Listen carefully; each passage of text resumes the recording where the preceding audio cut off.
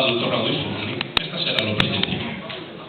Ancora un bel momento di Gianni Carlo, ancora un polifonico Bettino Mario Ferrera, ancora un augurio di buona Pasqua a tutti voi, buona serata e buona 35esima edizione della Sagra del Torrone.